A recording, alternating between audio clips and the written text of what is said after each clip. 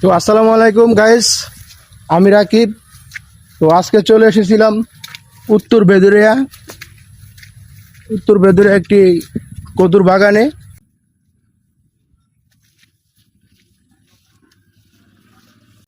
আসসালামু আলাইকুম। আসসালামু আলাইকুম। তো আপনার নাম কি? আমার নাম ইব্রাহিম খলিল। ইব্রাহিম খলিল। জি। আপনার বাসা কই? আমার বাসায় এই গুচ্ছ আদর্শ গ্রাম, বেদিরে আদর্শ গ্রামে। মানে আমি এই এনেই মনে করেন সালান সুতা নাই, এই টুকটাক এডি মানে কোন রকম করিয়া করিয়া খাই। মানুষের তো একটু বর্গা সরগা লইয়া সালান লিগে রাখতারি না টেয়া পয়সা দিয়া।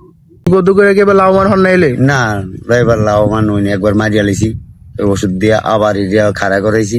অন এই গাছেরই মানে হওয়া দুগা ফল বাইরে এই। এবার তো কদুর দাম মোটামুটি ভালো। হ্যাঁ, মোটামুটি কদুর দাম আছে। কদুর দাম ডাকলে কি আমার তো মনে করেন আমার তো চালান দেন।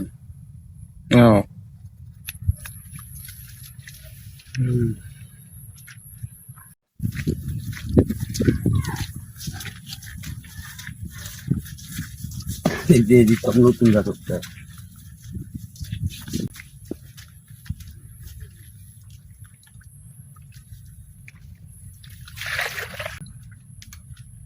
এই কদু করে কি লাভবান আছে না লসমান?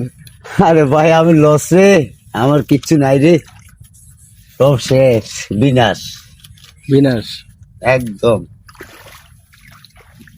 এত বড় একটা কদুর বাগানে তো চালান নাই রে ভাই, চালানের লিগে টিয়া পয়সার লিগে পারি না রে ভাই, টিয়া পয়সা নাই রে ভাই। আমি অসহায় মানুষ, জায়গা নাই, জমিন নাই, কিচ্ছু নাই। কি আর দেখতেছি এত বড় একটা কদুর বাগান, কিন্তু নাই রে ভাই। কদুই নাই, কোনো কদুই নাই এটার ভিতরে।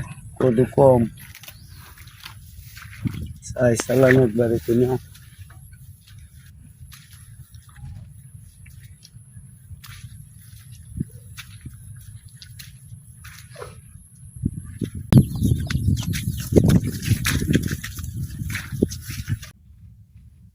তো আমরা এই মুহূর্তে আছি খলিল চাচার কদুর বাগানে। তো খলিল চাচার টাকা পয়সার কিছু সমস্যার কারণে সে কদুর বাগানটা ভালো করে উৎপাদন করতে পারে নাই এবং সার ওষুধ দিতে পারে না। তো এই হলো আমাদের শেষ ভিডিও। আবার আমাদের সাথে থাকবেন, নেক্সট ভিডিও দেখতে পারবেন।